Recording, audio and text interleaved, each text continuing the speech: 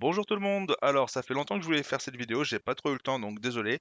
J'ai commandé du coup le Anker Solix SolarBank double système. Donc, j'ai pas vraiment regardé les spécifications ou quoi que ce soit. J'ai voulu vraiment faire comme un nouvel utilisateur pour pouvoir vous donner mon feedback en tant que nouvel utilisateur. Comme vous l'avez peut-être déjà vu dans mes vidéos, j'ai déjà l'EcoFlow, donc le Delta Pro et 800 watts qui est connecté vers la Delta Pro et 800 watts sur un Power Stream. Et donc là, je rajoute 2160 watts avec ces panneaux solaires. C'est deux batteries de 1600 Wh chacune, il me semble. Alors du coup, contrairement à EcoFlow, j'ai eu tous les câbles. Les câbles sont en plus pas très longs chez EcoFlow au niveau des panneaux. Là, ils sont beaucoup plus longs. Et j'ai même les supports d'installation. D'ailleurs, pour l'anecdote, je me suis fait avoir avec EcoFlow parce que j'avais acheté le Power Stream avec les panneaux solaires. Pour le coup, il n'y avait pas de support.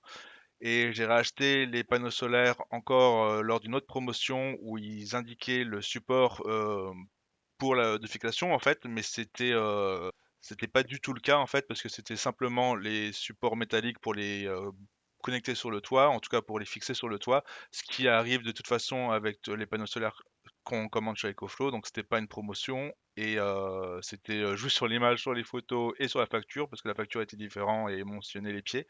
Mais bon, peu importe. Donc là, je vous montre le kit Dunker que je déballe, que j'ai reçu assez rapidement par UPS. Alors, j'ai reçu les deux batteries par UPS. Malheureusement, les panneaux solaires sont arrivés longtemps après et j'en ai surtout eu un qui était complètement cassé. Alors, je vous invite vraiment de regarder à la réception avec le livreur si effectivement ils sont en bon état ou pas. Alors, pour information, du coup, quand EcoFlow m'a livré les panneaux, ils étaient bien mis sur une palette à la verticale, donc un peu comme une télé en fait. Et pour le coup, pour Anker, ils étaient tous empilés les uns sur les autres à l'horizontale. Donc celui qui était tout en bas était complètement fissuré, il y avait des verres de partout. Donc faites bien attention à ça lors de la livraison. Et Anker a pas été très réactif, donc ils ont livré le dernier panneau qui était cassé, je crois un mois et demi après. Pas de geste commercial, pas de vraie excuse non plus. Bon, peu importe, c'est livré maintenant. Enfin. Pour revenir un peu sur l'or, bah, forcément, du coup, c'est un peu plus alléchant parce qu'on parle des batteries qui ont a priori une capacité double, parce que là, on parle de 6000 cycles. Après, en toute honnêteté, j'ai pas vraiment regardé dans les détails, donc est-ce que c'est la même comparaison par rapport à EcoFlow qui propose 3000 cycles? Et encore non, EcoFlow propose, ou en tout cas garantit 80% de la batterie à 3000 cycles. Est-ce que là, Anker parle d'une durée de vie, donc 5000 cycles, et donc du coup peut-être les 80% aussi à 3000 cycles, je ne sais pas. Donc à voir s'il ne joue pas sur les mots. En tout cas, le point fort d'Anker, c'est qu'ils fournissent tous les câbles, comme je vous le disais, ils sont de qualité, ils sont assez grands. Après, le système en soi, j'ai eu pas mal de problèmes. Déjà, j'arrive pas à contrôler l'onduleur, le micro-onduleur. Je définis une value donc à envoyer en nombre de watts et j'arrive pas à les mettre, en tout cas on peut pas les mettre en dessous de 100 watts pour les deux batteries. Et ce qui est plus problématique, c'est que ce n'est pas consistant. Donc parfois il descend comme ça à 23 watts, puis il remonte à 400. En fait, c'est pas du tout stable. Contrairement à la Power Stream qui est vraiment stable et réactif, donc on balance par exemple on change et on met 60 watts, ça change immédiatement à 60 watts. Alors c'est pas du tout le cas de Anker, je vous le dis tout de suite. L'installation après en elle-même est assez simple. J'ai pas trop galéré. Par contre les panneaux sont vraiment lourds, donc c'est des panneaux de 520 watts, et ça fait bien leur poids. La batterie aussi, en tout cas les batteries. Et en ce moment, ils font souvent des promos. Donc, moi, j'ai eu l'ensemble, le kit à 3299 euros. A priori, le prix de vente est de 4399 euros. Donc, 1100 euros de réduction. Donc, si vous souhaitez acquérir un kit comme ça, je vous conseille peut-être d'attendre de voir qu'il y a des réductions. S'il n'y a pas de réduction, le moment de votre achat. Parce que, en tout cas, pour l'instant, ils le font vraiment souvent. Donc en tout cas, voici l'une des batteries. Donc le design est sympa et ça inspire confiance. En tout cas, c'est de qualité. Donc il a la partie où on va connecter deux panneaux solaires. De l'autre côté, on va brancher pour le coup la partie qui va aller vers l'onduleur. Donc ils ont même pensé à mettre des, des bouchons justement. Donc voilà le tour de la batterie. Et donc j'ai une deuxième batterie à déballer. Après, à l'heure où je fais cette vidéo, ils proposent un kit sans batterie de 1080 watts donc avec les supports ressort et l'onduleur, à 999 euros à la place de 1199 euros. Et là, du côté d'EcoFlow, il y a un nouveau système qui est sorti et qui m'intéresse beaucoup, c'est la batterie externe, qui est waterproof, qui résiste à la pluie. Et c'est un petit format, donc c'est 2 kilowatts, mais pour le coup, elle est beaucoup moins chère que les autres batteries. Et surtout, si on regarde les batteries du même format qui sont conçues par exemple pour les installations autonomes ou même pour les camping-cars, elles sont en vente beaucoup plus chères à l'unité. Donc là, en ce moment, il y a une promotion de mémoire de 1400 euros, ou en tout cas dans ces eaux-là, qui comprend la batterie, l'EcoFlow, excusez-moi, le PowerStream. Et du coup, il y a aussi 2 cadeaux, je crois. Bon, après, peu importe, mais c'est beaucoup moins cher que la batterie si vous voulez acheter en elle-même. Donc c'est peut-être le moment pour investir dans la batterie et dans le Power Stream. Je vais essayer, si j'y pense, de vous mettre tous les liens dans la description. Et s'il y a des fans d'Home Assistant, j'ai trouvé une intégration qui fonctionne avec Anker Solix. Et je vais essayer de vous mettre le lien du coup du projet dans la description. Et moi, j'ai fait aussi un Picture Element dans un Assistant qui reprend plus ou moins l'app. Je trouve ça assez intéressant parce que du coup, j'ai modifié les sensors. Je vais vous montrer tout ça après. Donc là, vous voyez avec le système de Anker Solix, on a quand même des câbles en quantité. Je suis vraiment surpris parce qu'avec EcoFlow, j'ai dû tout acheter en séparé. Après, moi, j'ai aussi acheté des câbles ultra plats, donc je vais vous les mettre dans la description, mais en tout cas, ça vous permet de les mettre derrière une porte ou une fenêtre, parce que moi, j'ai tout simplement pas de prise à l'extérieur dans le jardin, donc c'est pour ça que je passe par ces câbles pour aller directement dans le garage. Donc là, à nouveau, la deuxième batterie, qui est assez lourde. Alors là, pour information, la grosse palette que vous voyez, c'est ce que Anker m'a envoyé pour le deuxième panneau solaire, celui qui a été cassé. Donc c'est un énorme, c'est d'ailleurs deux palettes ensemble que le livreur n'a pas voulu reprendre. Et au final, j'en ai fait l'utilisation pour brancher mes panneaux EcoFlow. Bon, alors ne me jugez pas, c'est vrai que c'est pas très joli. Et donc là, vous voyez les panneaux de Anker, donc les 520 watts de mémoire. Et je les trouve assez jolis en fait par rapport à ceux d'EcoFlow. Ceux d'EcoFlow qui sont pas mal non plus hein, d'ailleurs, hein, mais je les trouve un peu plus sobres. Comme vous voyez, ça commence à faire beaucoup dans un petit jardin comme ça. Après, n'hésitez pas à les déplacer pour voir là où ça produit le plus. Je vais vous montrer en tout cas les câbles. Voilà, encore une fois, il y en a beaucoup. Donc c'est les câbles ultra plats qui passent entre la porte quand la porte est fermée. Et du coup, celle-ci elle reste fermée parce que, comme vous pouvez le voir, il y a beaucoup de câbles. Et donc là, comme vous voyez à l'arrière du panneau Dunker, il y a des câbles qui sont assez longs, contrairement à ceux d'EcoFlow qui sont très courts.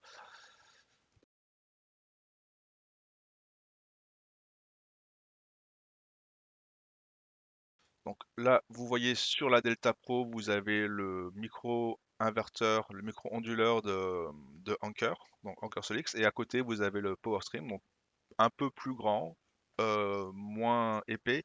Et moi, je branche des prises Shelly pour savoir exactement ce qui est récupéré par le solaire et par les batteries.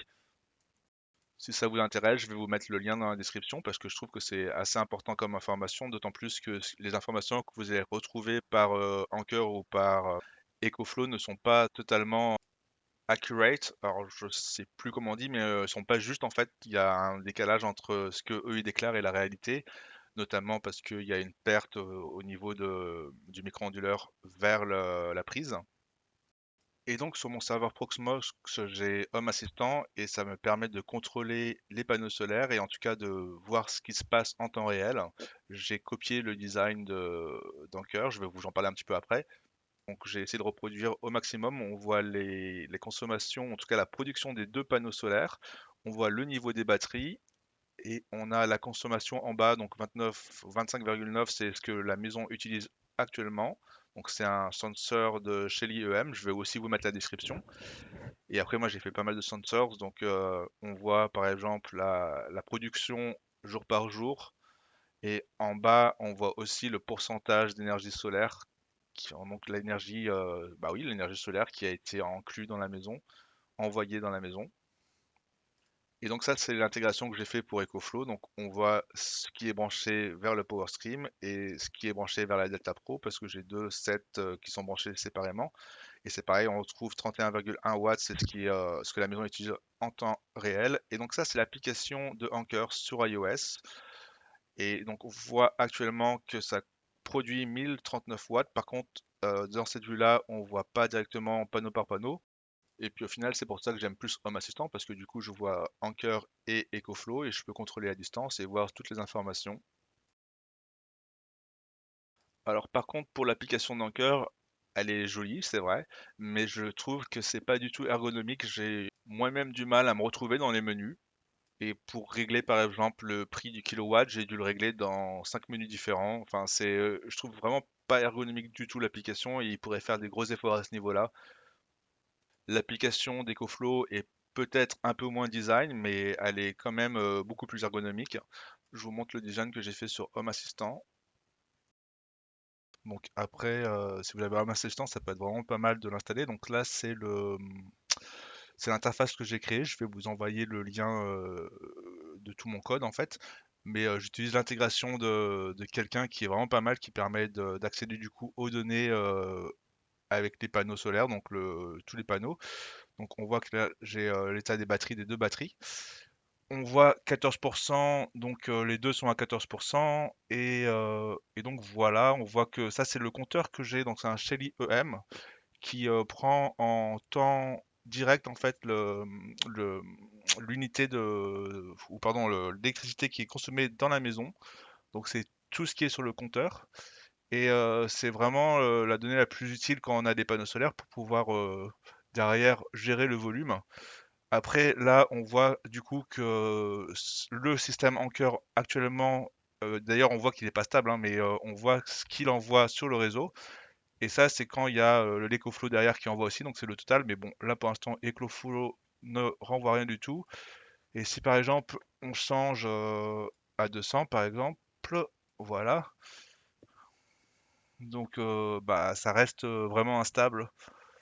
Parfois, ça prend plusieurs minutes avant d'être mis à jour. Je vais le remettre à... On va le mettre à 50.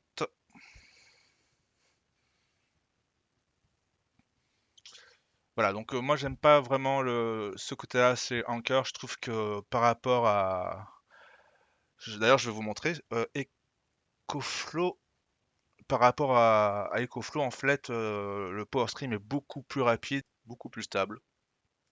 Donc ça, c'est l'application iOS. Donc là, si je vous montre l'EcoFlow, donc on voit la batterie. Donc si je... Là, pour l'instant, je revois 0 watts. Donc je vais modifier ces paramètres. Je vais mettre, par exemple, bah, je vais enlever ça pour que ça soit pour bien voir. Et on va mettre 100 watts. Bon, c'est assez difficile. On va laisser sur 92. Et donc, et donc ça marche pas. Alors effectivement, ce que j'ai oublié de vous dire, ce qui est assez ennuyant chez EcoFlow, c'est que en général, en tout cas dans mon cas, c'est que ça n'envoie pas sur le réseau jusqu'à ce que la batterie soit chargée à peu près 25%. Alors moi j'aurais préféré que ça envoie directement, hein, sans passer par la batterie, parce que forcément dès qu'on utilise la batterie, on réduit un peu l'utilisation, en tout cas la durée de vie de la batterie. Bon après on est quand même large, hein, on a 3000 cycles jusqu'à 80%. Mais en tout cas je préférerais injecter directement sans passer par la batterie, parce que je sais que ça va pas envoyer à Enedis, parce que ma consommation comme on peut la voir actuellement, elle est de 219 watts. Donc pour le coup, je peux envoyer directement sans utiliser la batterie. Il y a aucun intérêt d'utiliser la batterie. Après, ce qu'on peut envisager éventuellement, c'est d'utiliser la batterie pendant les heures creuses pour économiser un petit peu. Mais il y a plusieurs stratégies différentes, c'est à vous de voir. Donc je vous montre aussi mon intégration que j'ai fait, en tout cas le design que j'ai fait, et je vous l'avais déjà montré sur l'ancienne vidéo pour EcoFlow. Donc on voit les deux systèmes. On voit donc les panneaux qui sont branchés à la Delta Pro et les panneaux qui sont branchés au Power Stream. Et bah, comme sur l'Anker, on voit ce que j'utilise en temps réel dans la maison et on voit donc les prises. Donc en ce moment, elle utilise 165 watts.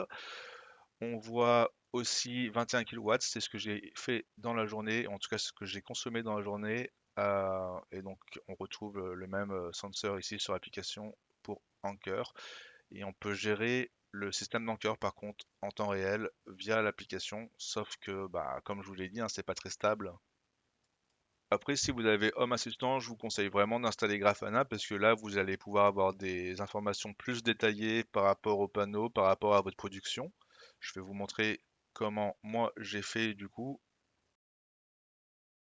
Voilà, donc on va aller dans mon dashboard que j'ai créé pour les panneaux solaires. Bon, alors j'ai recommencé tout à zéro, donc il n'y a pas beaucoup de données pour l'instant. On va se focaliser sur les 6 dernières heures. Donc là, en bas, en tout cas, c'est les données solaires.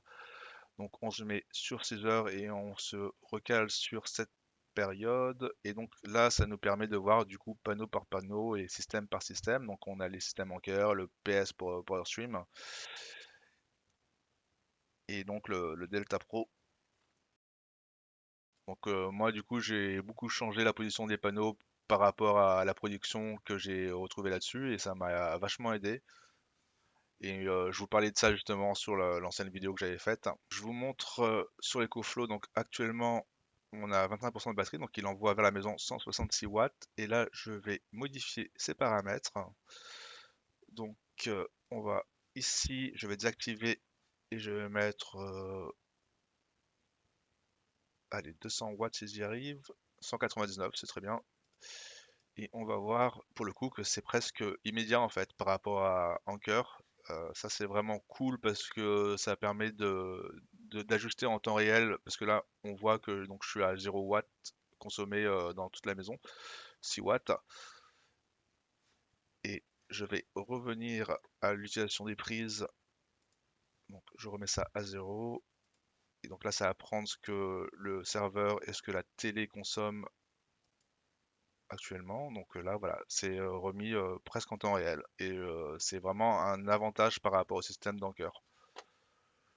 Voilà, c'est tout pour aujourd'hui. Donc je vous mets tous les liens dans la description. J'espère que cette vidéo vous a aidé à en voir un peu plus clair. Si c'est pas le cas, je suis désolé, mais bon après il y a pas mal de vidéos du coup sur le sujet sur Internet et sur YouTube. Je suis pas forcément fan des autres youtubeurs qui le disent, mais bon, je commence à le faire aussi. Donc, si s'il y a le moindre avantage pour vous, n'hésitez pas à faire un petit like. Au contraire, hein, si vous n'aimez pas, n'hésitez pas à le faire savoir. Moi, il n'y a pas de problème à ce niveau-là. Et regardez du coup les liens que je vous ai mis dans la description. Si vous souhaitez acheter des produits chez Anker ou chez OkFlow, ça vous coûte absolument rien et ça peut vachement aider la chaîne pour le coup. Après, encore une fois, je vous force à rien. Moi, je sais que personnellement, j'aime pas trop utiliser les links affiliés, donc il n'y a pas de souci. Et je vais vous mettre le lien du coup de le design que j'ai fait sur Amassistant donc dans la description. Donc je vais essayer de vous mettre tous les paramètres et donc voilà mon GitHub et je vous mets le lien encore une fois. Voilà, bonne journée.